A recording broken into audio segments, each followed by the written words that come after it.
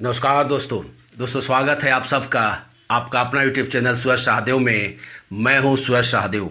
दोस्तों आज इस वीडियो के माध्यम से हम चर्चा करने वाले हैं आज पूरे देश में पेट्रोल की कीमत को लेकर के विपक्षी कांग्रेस जिस प्रकार से आंदोलन खड़ा करने की कोशिश कर रही है, लेकिन वो खड़ा नहीं कर पा रही है।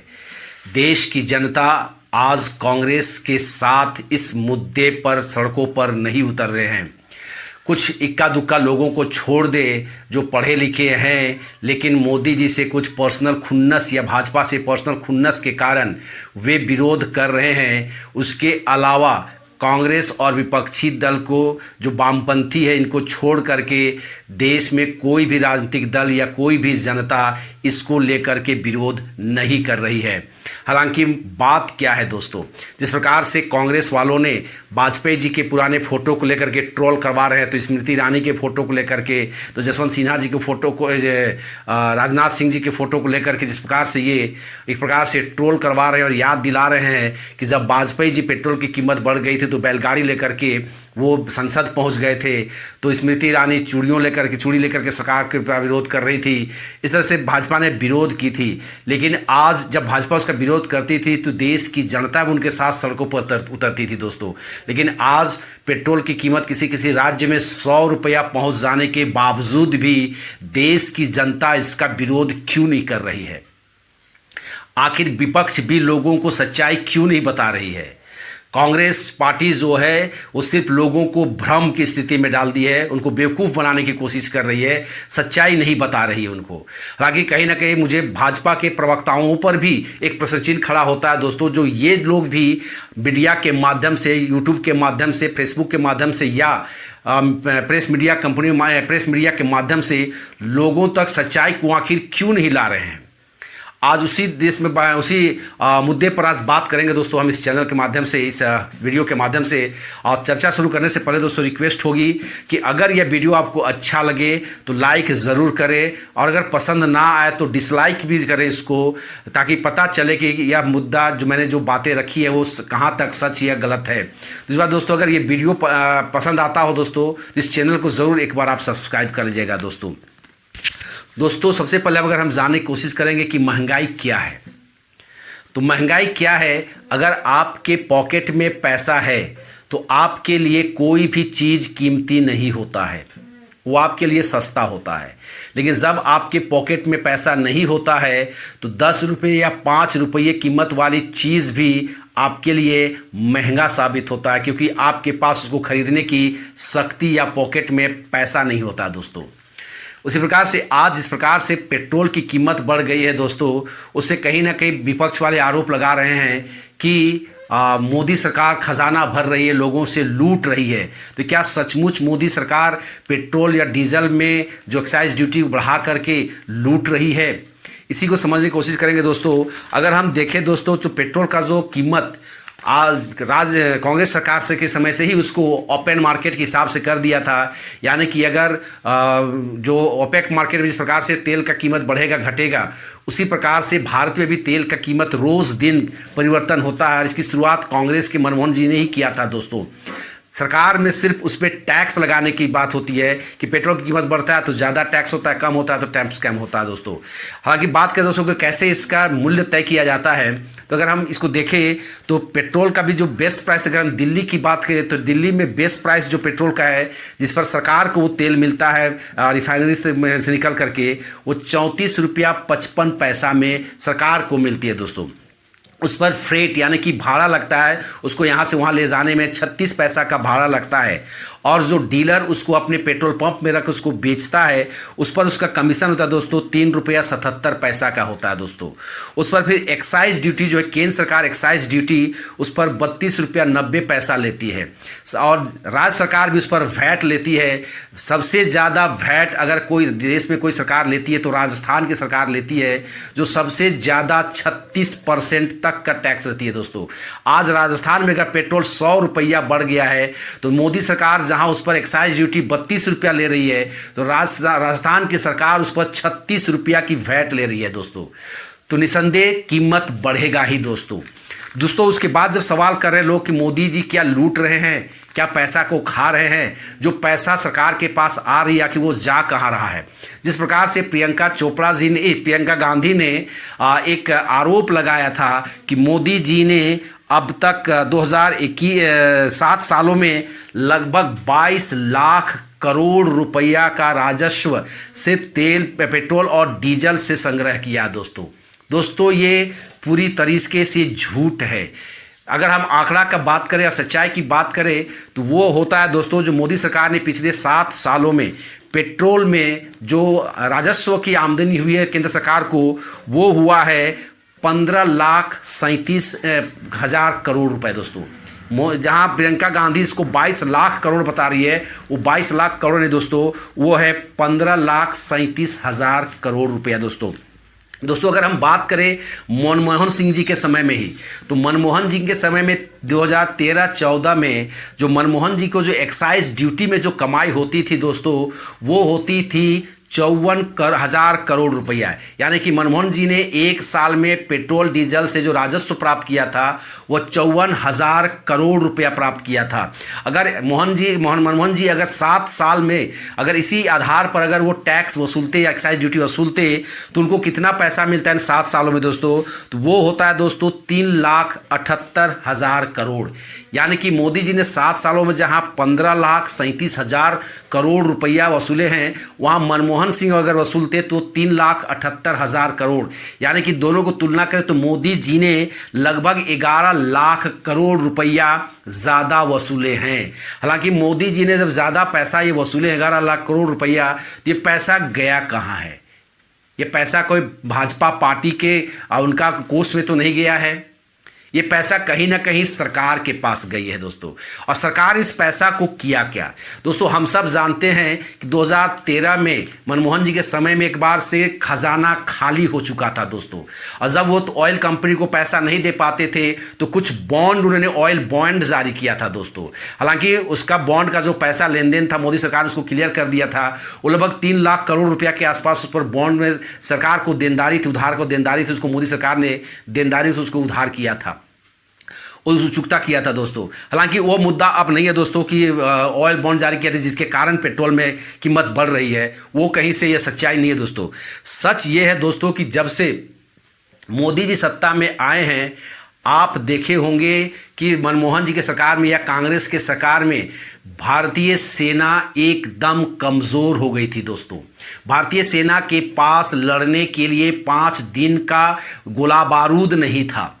रक्षा बजट बहुत कम हुआ करता था। यानी कहीं ना कहीं ऐसा आरोप लगाया जाता है कि तत्कालीन मनमोहन जी की सरकार या कांग्रेस सरकार जब सत्ता में रही है, चीन के दबाव में या अमेरिका के दबाव में भारत को कमज़ोर करने की दिशा में काम करते रही है। वे लोग, चीन अमेरिका नहीं चाहते थे, पाकिस्तान नहीं चाहते थे कि भारत एक मजबूत देश के रूप में उभरे और भारत हमेशा कमज़ोर रहे। इसलिए आपने देखा होगा दोस्तों, जब कभी भी चीन हमारे बॉर्डर पर आती थी या बॉर्डर लाइन के अंदर घुसती थी तो कभी वापस नहीं जाती थी। वो 5 किलोमीटर करके कितना किलोमीटर अंदर घुस करके भारतीय भूमि को कब्जा कर लिए हैं। लेकिन आज वो स्थिति नहीं है दोस्तों। आज मोदी जी ने जिस प्रकार से भारतीय सेना को मजबूत किया है, आज उसी का कारण है दोस्तों को पूरी दुनिया जो है आज भारत को मजबूत मानने के लिए विवश है और एशिया का तो उसको लीडर मानने के लिए तैयार है दोस्तों। वो उनका विश्वास है कि अगर चीन से कोई लड़ सकता है तो भारत ही लड़ सकता है दोस्तों। और सारा का सारा क्रेडिट अगर किसी को जाता है दोस्तों तो वो मोदी जी को जाता है दोस्तों। अगर हम बात करें दोस्तों, हमारा जो रक्षा बजट था, अगर 2004 से लेकर 2014 तक मनमोहन जी की सरकार में रक्षा बजट इन 10 सालों में मनमोहन जी ने खर्च किए थे दोस्तों लगभग 12,86,000 करोड़ बजट में रक्षा में खर्च किए थे। 12,86,000 करोड़ 10 सालों में।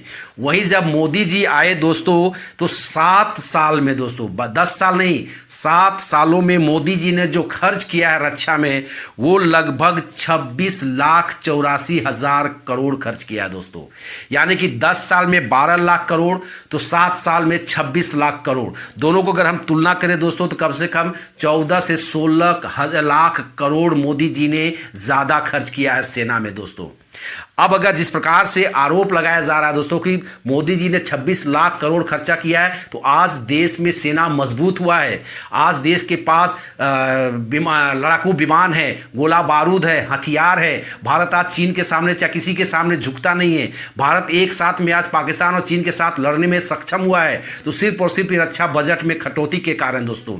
इन 7 सालों में मोदी जी ने 26 लाख करोड़ खर्चा किया, यानी कि कांग्रेस से 16 लाख करोड़ ज़्यादा खर्च किया है दोस्तों। अगर हम 7 साल में तुलना करेंगे तो 14 लाख करोड़, और 10 साल में तुलना करेंगे दोस्तों कई लाख करोड़ ज़्यादा हो जाएगा दोस्तों।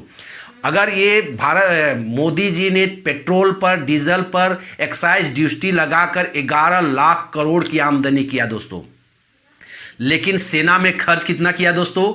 14 लाख करोड़, यानी कि 3 लाख करोड़ ज़्यादा ही खर्च किया है दोस्तों।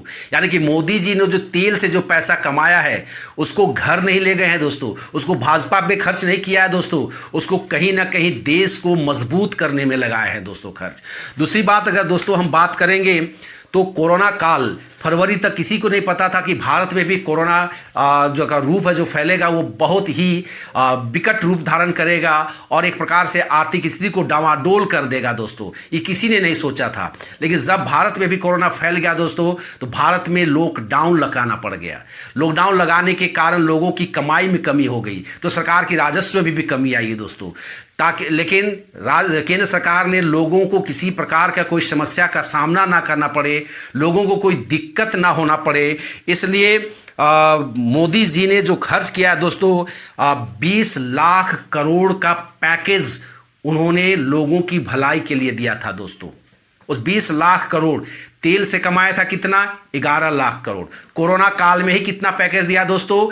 20 लाख करोड़। और ये बजट से अलग था दोस्तों, ये अतिरिक्त खर्चा था केंद्र सरकार के ऊपर में। और इस खर्च को करने के लिए केंद्र सरकार ने किसी देश से कोई उधार नहीं लिया, कर्ज नहीं लिया, सोना गिरवी नहीं रखा, ऑयल बॉन्ड जारी नहीं किया दोस्तों, बल्कि लोगों से ही पैसा लेकर के उसको खर्च किया दोस्तों। इसको कहते हैं देश चलाने का एक बेहतरीन तरीका दोस्तों।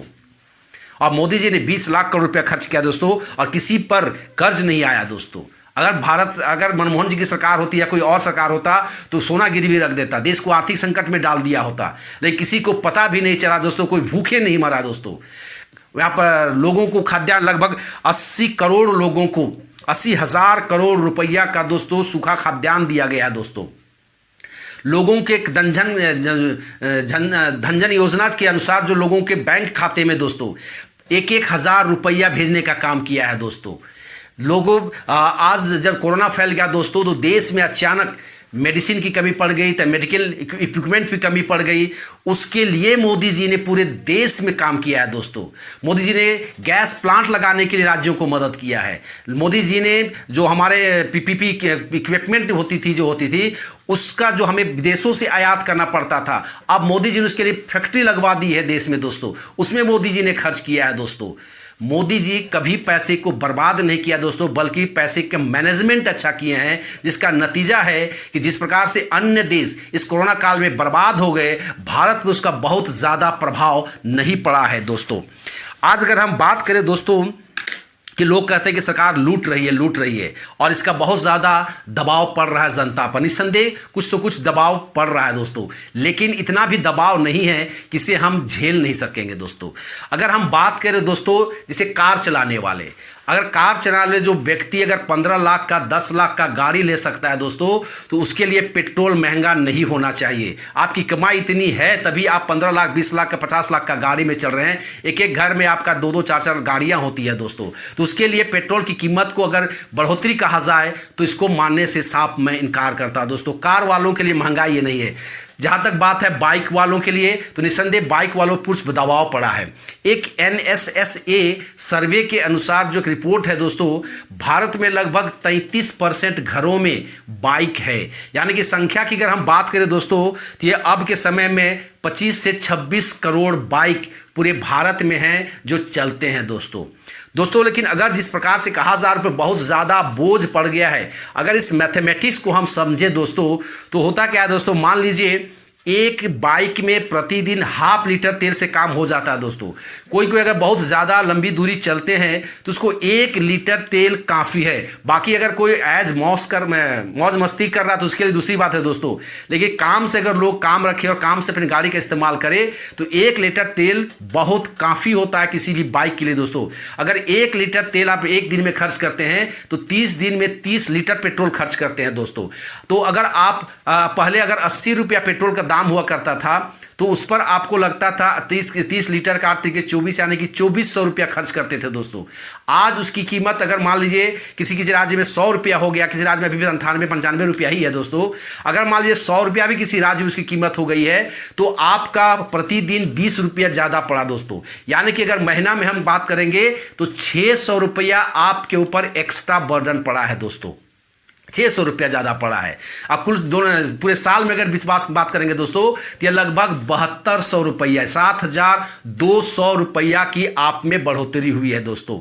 लेकिन दोस्तों क्या ये बाइक वाले जहां काम करते हैं या नौकरी करते हैं या कोई भी बिजनेस करते हैं, क्या यह कह सकते थे कि 2014 में इनकी तनख्वाह जितनी थी, क्या तनख्वाह में आज कमी आई है या बढ़ोतरी हुई है? इन 7 सालों में मुझे लगता है दोस्तों कम से कम इनके तनख्वाह में बढ़ोतरी 3000 से 4000 रुपये की हुई होगी पर मंथ।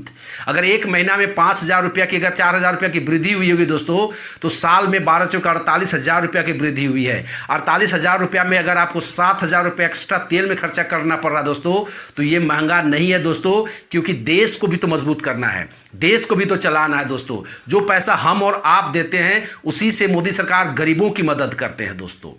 आज आपने देखा होगा दोस्तों कि होम लोन जो दिया जाता है लोगों गरीबों को घर बनाने के लिए, जो समर्थ लोग हैं, जो नौकरी पेशा लोग हैं, वे लोग को भी आज घर बनाने के लिए जो लोन दिया जाता है उस पर पहले जो टैक्स लगता था वो 10-10.5% का टैक्स लगता था दोस्तों। ब्याज दर जो था 2014 से पहले 10% लगता था। आज मोदी जी ने उसको घटा करके 7% कर दिया है, यानी कहीं ना कहीं 3.5% की कमी ला दी है दोस्तों। अगर आप 20 लाख रुपया का लोन लेते थे तो उस पर आपको लोन लगता था 10.5% के हिसाब से जोड़ लीजिए कितना लगता था दोस्तों, और आज 7% के हिसाब से कितना लग रहा है। अगर दोनों में हम तुलना करेंगे दोस्तों तो लगभग आपका 1.5-2 लाख रुपया की कमी आ गई है दोस्तों। जब आपको लोन में 1.5-2 लाख रुपया की कमी आ जा रही है दोस्तों तो क्या साल में आप 7,000 रुपया खर्च नहीं कर पा सकते हैं दोस्तों, या 10 साल में 70,000 रुपया नहीं? तो कहीं ना कहीं अगर आपको फायदा हो रहा है दोस्तों तो कहीं ना कहीं अन्य लोगों से ही पैसा आ रहा है, वही पैसा का लाभ आपको दिया जा रहा है दोस्तों। अगर हम बात करें दोस्तों आज एजुकेशन लोन पर, पहले छात्रों को जो लोन दिया जाता था मनमोहन जी के सरकार के समय में उस पर 13.25 यानी कि 13.25% का जो है वो ब्याज लगता था, 13.25% का ब्याज लगता था दोस्तों। आज मोदी जी ने इसको घटा करके 9.5% कर दिया है। लगभग आपका 4% कम कर दिया गया है दोस्तों। उस पर अगर देखेंगे तो 4% का लगभग कम कर दिया गया है। अगर आप 10 लाख रुपया का लोन लेते थे तो उस पर आपको 1,32,000 का टैक्स देना पड़ता था, तो आज आपको मात्र 90,000 90,000 ही लग रहा है दोस्तों। यानी कि कहीं ना कहीं उस पर भी आपको 30-35 हजार रुपया का बचत हो रहा है दोस्तों। तो मोदी जी ने जहां कुछ पैसे ले रहे हैं तो उसको खर्च भी कर रहे हैं दोस्तों। आज पूरे राज्य में राज्य सरकार जो पेट्रोल पर जो टैक्स वैट लेती है, आज राज्य सरकारों से पूछा जाना चाहिए कि ये कोरोना काल में अपने राज्य की जनता के लिए क्या किए हैं। अपने बजट का या ये टैक्स जो पेट्रोल से कमा रहे हैं इसका कितना खर्च उन्होंने राज्य की जनता को या गरीबों को, मजदूरों को, किसानों को दिया है दोस्तों।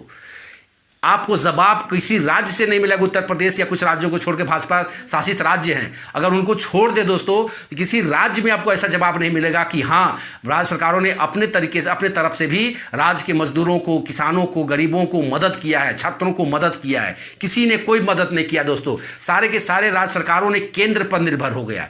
वैक्सीन, आज जो वैक्सीन मिल रहा है दोस्तों, ये वैक्सीन फ्री में हमको मिल रहा है दोस्तों। राज्य सरकार का एक पैसा नहीं लग रहा है दोस्तों, केंद्र सरकार का पैसा लग रहा है। ये पैसा कहां से आ रहा है दोस्तों? कहीं ना कहीं अगर इसका मैन्युफैक्चरिंग हो रहा है तो उसमें पैसा लग रहा है दोस्तों, वो आपको फ्री में मिल रहा है दोस्तों। गैस कनेक्शन जो करोड़ों लोगों को मिला है दोस्तों वो फ्री में मिला है दोस्तों, वो पैसा कहां आएगा दोस्तों? जिस प्रकार से कांग्रेस वालों ने किसानों को भड़काने का काम कर रहे हैं कि डीजल पर वैट बढ़ा दिया है, इस पर कृषि में बढ़ोतरी हो जाएगी, तो दोस्तों आपको जान के ताज्जुब होगा कि एमएसपी जो होता है, एमएसपी में जो पहले जो राज्य सरकार, जो केंद्र सरकार, मनमोहन जी की सरकार में जो एमएसपी दी जाती थी, आज उससे कहीं ज़्यादा एमएसपी में और ज़्यादा 30% ज़्यादा, मोदी सरकार के 30% ज़्यादा एमएसपी पे खाद्यान्नों की खरीदारी कर रहे हैं दोस्तों। किसानों को जहां वो 25 से 2700 रुपया क्विंटल गेहूं का या धान का कीमत दे रहे हैं, उसी धान या गेहूं, चावल को या गेहूं को वो गरीबों के बीच में 2 रुपया किलो पहुंचा रहे हैं दोस्तों। 1 रुपया में 35 किलो चना अनाज फ्री दिया जा रहा है दोस्तों। ये जो 24-25 रुपया का जो कमी या घाटा आ रहा है दोस्तों, इसकी भी कीमत कहीं ना कहीं केंद्र सरकार को बोझ उठाना पड़ रहा है दोस्तों। यानी कि पहले के सरकार चुनाव जीतने के लिए देश की कोई आर्थिक स्थिति को कमजोर कर देना चाहती थी, वो इस पर नहीं देता, सिर्फ लोकप्रिय सरकार बनना चाहती थी। लेकिन दोस्तों, लोकप्रिय सरकार या जनप्रिय सरकार बनने से काम नहीं चलेगा। अगर देश डूब जाएगा, आर्थिक स्थिति में कमजोर हो जाएगा, तो कोई भी देश आपके ऊपर, इस देश को हड़प सकता है, आपके पूरा देश पर कब्जा कर सकता है दोस्तों। आज जिस प्रकार से चीन हड़प नीति के तहत काम करती है, विस्तार नीति, जो विस्तारवादी नीति जो लेकर चलती है, अगर आपका देश आर्थिक रूप से मजबूत नहीं होगा तो कहीं ना कहीं चीन आपके राज्यों को धीरे धीरे धीरे हड़पता जा रहा है दोस्तों। पाकिस्तान एक छोटा सा राज्य आपको हमेशा धमकी देता था दोस्तों। जब से मोदी जी आए तब से आप बम ब्लास्ट कम सुनते होंगे दोस्तों। पाकिस्तान आज कम धमकी देता है दोस्तों। मोदी जी ने पूरे दुनिया से एक अच्छा संबंध बनाया है दोस्तों।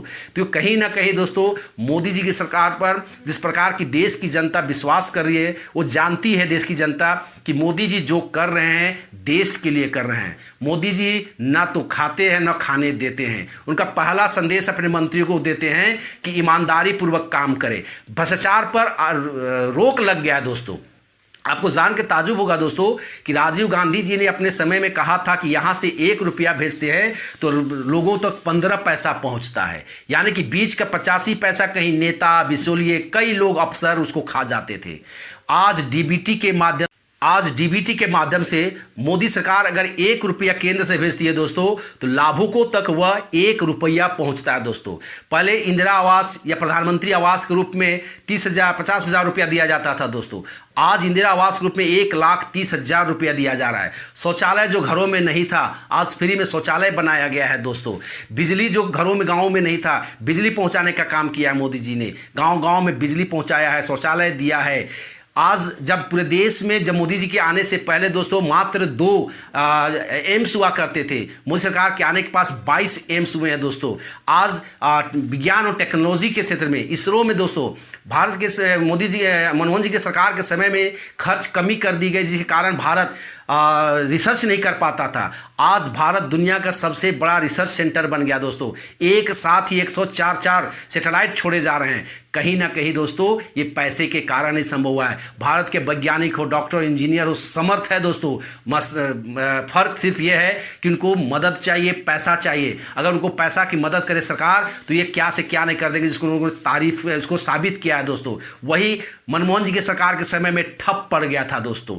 अतः हम कह सकते हैं दोस्तों कि मोदी सरकार जो कर रही है वो बहुत ही अच्छा काम कर रही है, देश की जनता के लिए कर रही है, जन के हित में काम कर रही है दोस्तों।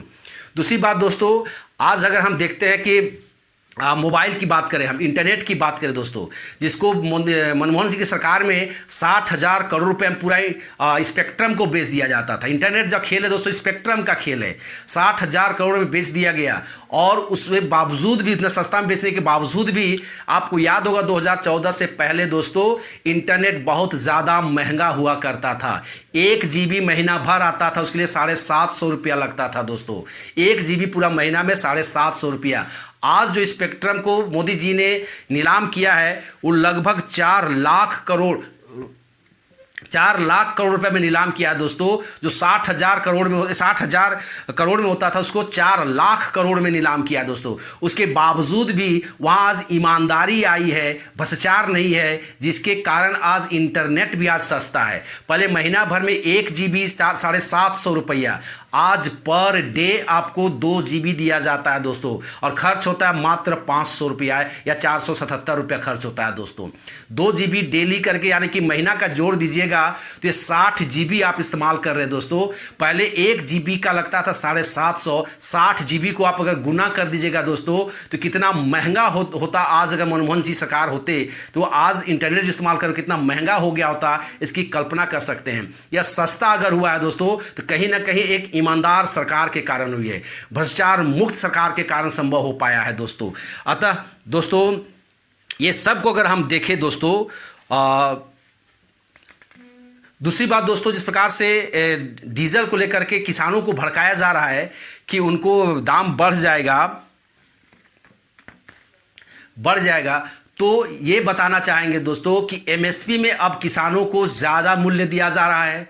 दूसरी बात, हर साल कोरोना काल में हर साल किसानों को 6,000 रुपया दिया जा रहा है दोस्तों। हर चार महीना में 2-2 हज़ार रुपया दिया जा रहा है दोस्तों।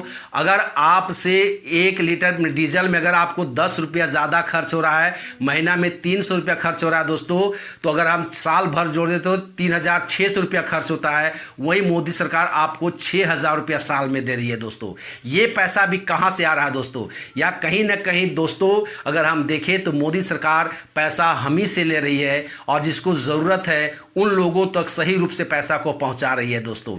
अतः दोस्तों अंत में मैं यही कहना चाहूँगा कि पेट्रोल की कीमत सचमुच में कुछ बढ़ी है और अगर इस पर कमी होनी चाहिए दोस्तों तो राज्य और केंद्र दोनों को ही कम करना चाहिए। जहां केंद्र सरकार 32 रुपया के आसपास एक्साइज ड्यूटी वसूलती है, तो वहीं राजस्थान की सरकार 36%, लगभग 36 रुपया का वह टैक्स वसूल कर रही है दोस्तों। जहां केंद्र सरकार पूरा पैसा को खर्च कर रही है देश की जनता के लिए, वहीं राजस्थान सरकार बता दे कि वो अपने कोरोना काल में कितना खर्च किया दोस्तों। अतः सबसे पहले पेट्रोल की कीमत में कम करने के लिए कांग्रेस को चाहिए कि अपने जिन राज्यों में उनकी सरकार चल रही है, चाहे वो गठबंधन के साथ चल रही है चाहे अकेले चल रही है, उन राज्यों में आप पेट्रोल डीजल में जो वैट आप 36% या 25% या 30% ले रहे हैं उस पर आप कमी कीजिए। तभी जा करके केंद्र सरकार पर भी दबाव होगा और केंद्र सरकार भी उस पर कुछ कर सकती है दोस्तों। हालांकि मुझे मालूम है दोस्तों कि देश की जनता ये सब देख रही है। 100 रुपया पेट्रोल हो जाने के बाद भी आज देश की जनता सड़क पर नहीं है।